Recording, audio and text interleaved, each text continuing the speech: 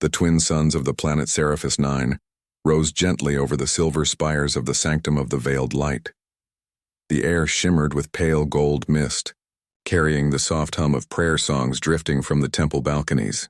Among the countless beings kneeling in devotion was Sister Virel, a young alien nun of the Lumari order, beings known for their luminous skin, silver eyes, and vow of eternal serenity.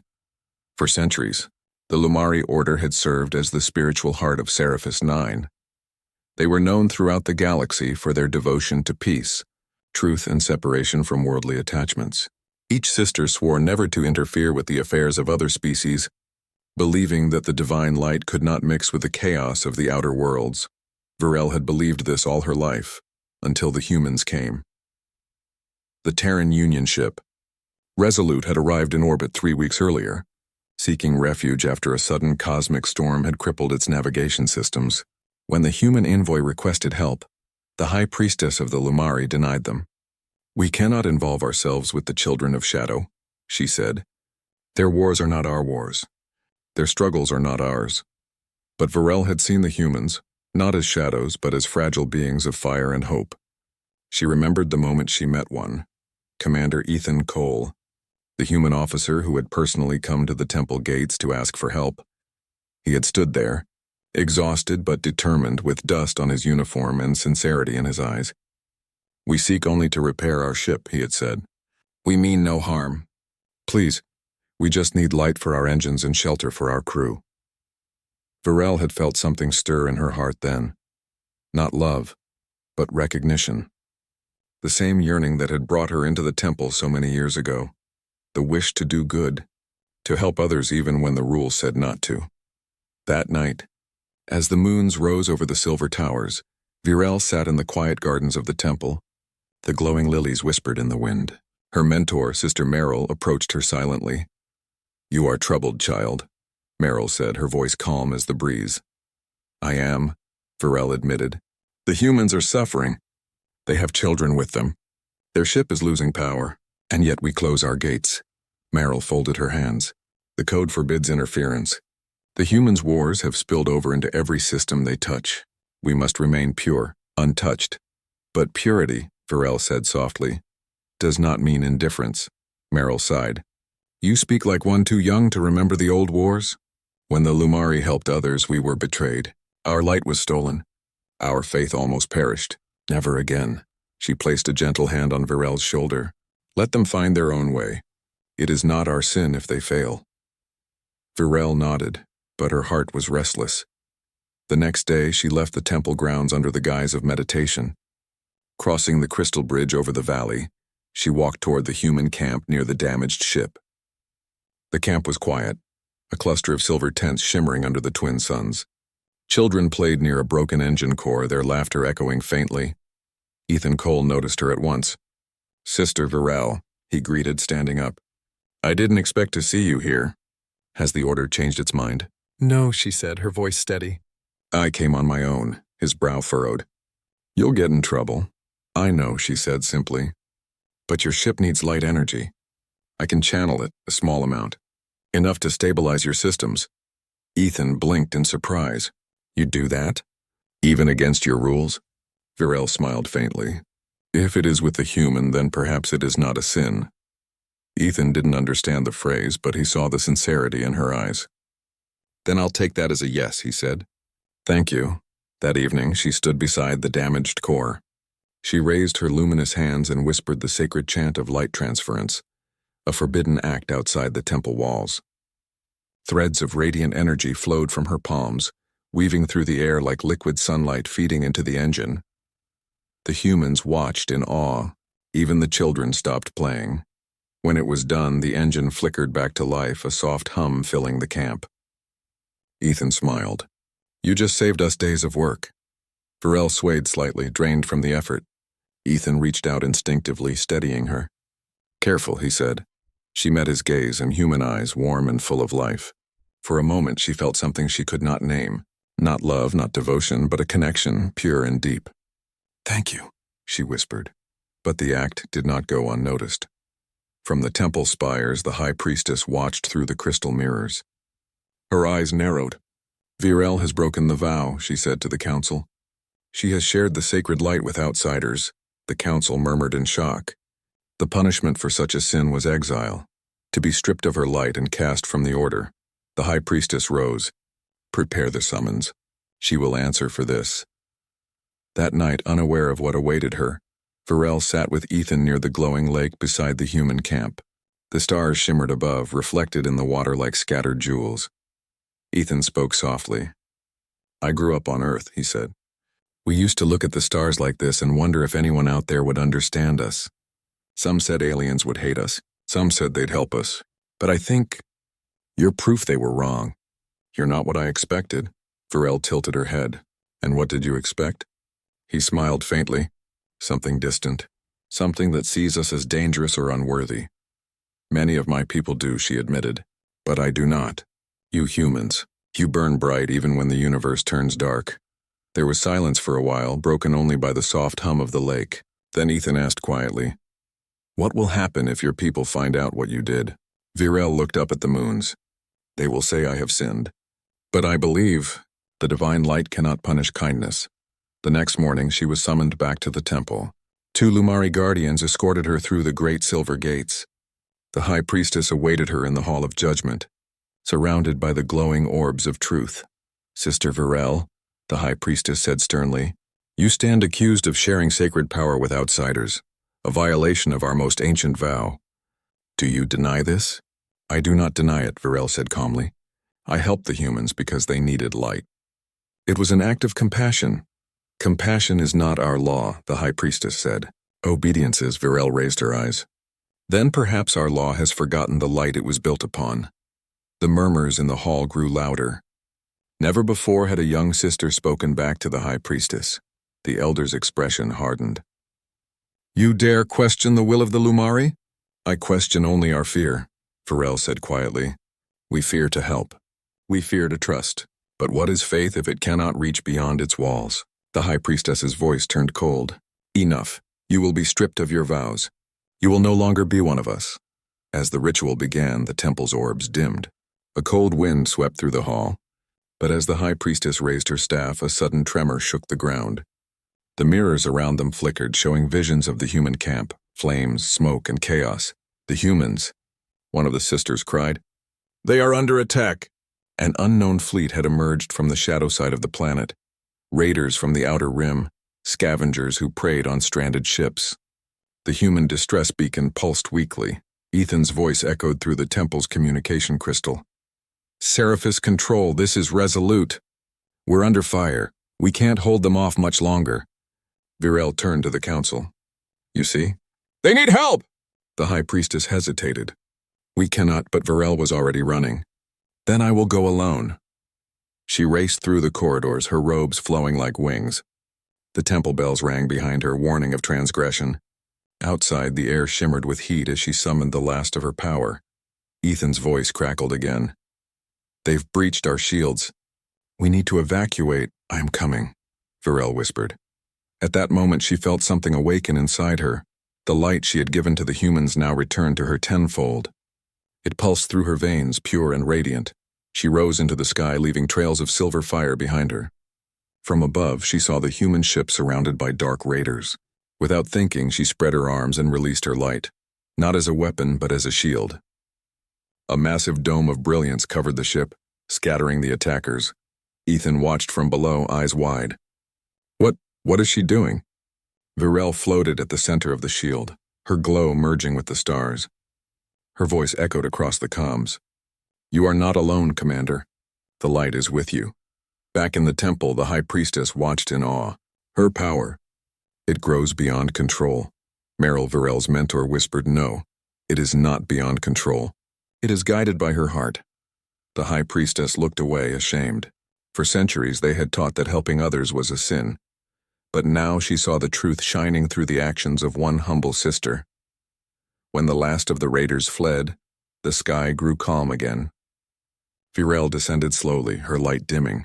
The humans rushed toward her as she landed near the camp. Ethan was the first to reach her. You saved us, he said, awe in his voice. You saved everyone. Virel smiled weakly. I only shared the light. He shook his head. No, You became it. As dawn rose over Seraphis Nine, the temple gates opened once more.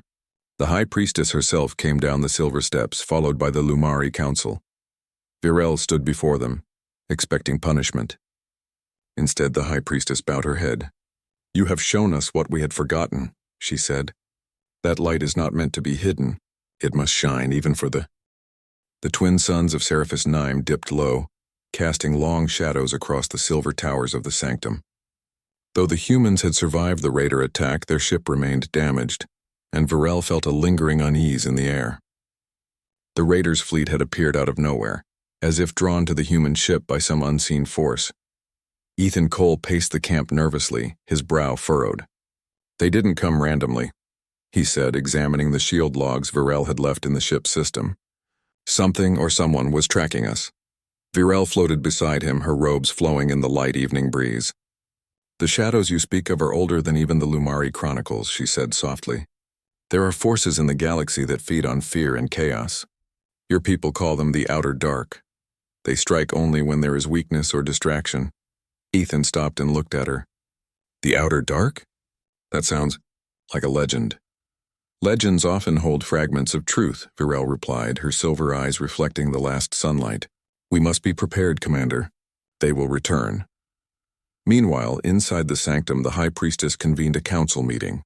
Virel's actions had inspired a quiet revolution among the younger sisters. Many had begun questioning the rigid code, wondering if the vow of purity was meant to protect their light or to hide it from the universe. Sister Merrill spoke first. "The humans are not our enemies. They are children in need of guidance and protection. If we withhold our light, we betray the very essence of the Lumari."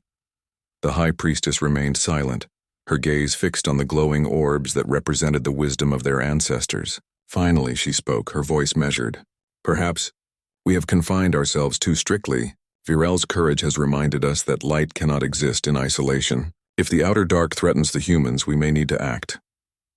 Back at the human camp, Virel and Ethan worked together to repair the Resolute. Every day brought new challenges. Energy converters malfunctioned, the ship's navigation systems were still offline, and the humans had limited resources, yet Virel's presence lifted spirits in ways Ethan could not fully explain. She was patient, always calm, and yet she radiated an energy that inspired hope. The human crew, once anxious and tense, now laughed more freely, trusting that they were not alone in the vast universe. One afternoon, while calibrating the ship's energy core, Virel paused. "There is something in the stars." Watching us, Ethan frowned. "You mean the Outer Dark?" She nodded. "Not just them. Something older. Something that moves between light and shadow. It tests courage and intention. I fear this was the reason your journey was disrupted." Ethan swallowed hard. "So it's not just a raider attack. They're hunting something inside us?" Virel's gaze met his. "Perhaps the light. Perhaps hope itself. That is what the Outer Dark cannot tolerate." That night, the humans gathered around the glowing lake near the camp. The water mirrored the stars above, and the twin moons cast silver ribbons across the surface. Virel sat quietly, sensing the tension in the air. "Commander, the Outer Dark is clever," she said. "They strike when despair grows. But hope, courage, and unity are stronger than fear. We must prepare not with weapons, but with light." Ethan looked at her, intrigued. "How do we fight something we can't see?" "By being seen," Virel replied. "By being the beacon. Together, humans and Lumari can create a shield not just of energy, but of resolve. That is the power they cannot overcome." Ethan nodded slowly. "Then we fight with courage and with light." The next morning, a fleet of shadow ships appeared at the edge of the Seraphis system. Sleek and dark, they glimmered like voids against the stars. Panic surged among the humans, but Virel remained calm. "Everyone follow me," she said. "Trust in the light and in each other." The humans scrambled to the Resolute, while Virel rose into the sky. She extended her arms, summoning threads of radiant energy that flowed around the ship. But this time she did not act alone. From the sanctum, a small group of Lumari sisters arrived, each glowing faintly with their own light.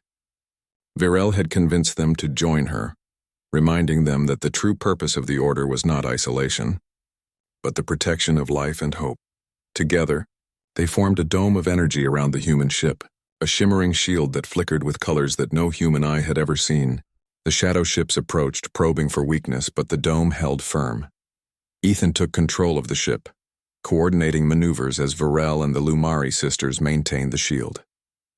"It's working," he shouted. "They can't penetrate the shield." Varel smiled, feeling the energy pulse around her. "The light is stronger when shared," she whispered. Hours passed. The outer dark retreated only when the first rays of the twin suns pierced the horizon. The humans cheered, exhausted but victorious. For the first time in weeks, laughter and relief filled the air. Ethan approached Varel. "You were right. Your light, your guidance. It saved us." She shook her head gently. "We saved ourselves. Humans and Lumari together. That is the truth." In the aftermath, Varel returned to the sanctum where the high priestess awaited her. There was no anger this time. Instead, a quiet reverence filled the air. "You have done what we thought impossible," the high priestess said. "You have reminded us that faith and courage are not chains, but wings. You have shown that our light is not ours alone to guard." Varel bowed. "I only followed my heart. And sometimes that heart must reach beyond our walls to touch the lives of others." The high priestess nodded. "Then your vows will be restored. But with one change, the Lumari shall no longer fear contact with the outer species. We will teach others that light is meant to shine, even among the stars." Meanwhile, Ethan and his crew repaired the Resolute, preparing to continue their journey. Before leaving, Ethan walked to the edge of the camp where Varel waited. "You could have stayed behind," he said softly. "But you didn't. You risked everything to help us." Varel smiled, her silver eyes reflecting the twin suns. "Sometimes doing what is right requires courage, Commander. And sometimes it requires trust in yourself and in others." Ethan nodded. "I won't forget this. Humans and Lumari will remember today, and maybe one day our people will meet again under better stars." Varel's gaze lifted toward the heavens. "The universe is vast, Commander. But light has a way of finding those who need it most. Even across the void, our hearts may meet again." The humans lifted off, the Resolute gleaming as it rose above the silver plains. Varel watched, feeling a quiet pride. She had broken the old rules, yes, but she had discovered a greater truth. Light is never truly pure when hidden. It shines brightest when shared. From the sanctum, Sister Merrill watched her student with pride. "Perhaps," she whispered, "the Order has learned as much from her as she has learned from the humans." And somewhere in the stars beyond Seraphis 9, a faint ripple of energy passed through the galaxy, not destructive, not dangerous, but bright and warm, a reminder that hope, courage, and unity could shine across any distance, lighting the path for those brave enough to follow it. Days turned into weeks, and news of the humans' survival spread through the Lumari channels. Other sisterhoods began reaching out to distant species, inspired by Varel's actions. A new era of cooperation and mutual aid began, one where the fear of the unknown no longer ruled their hearts. Varel returned often to the lake where she had first spoken with Ethan. Though the humans had left, their memory remained vivid, a living proof that boundaries of species and rules of old could be bridged by courage, compassion, and light. She whispered a prayer each evening. "May we always see the light in others, and may our own light shine brightly enough to guide those who wander in darkness." And above the twin suns of Seraphis 9, the stars seemed to twinkle in agreement.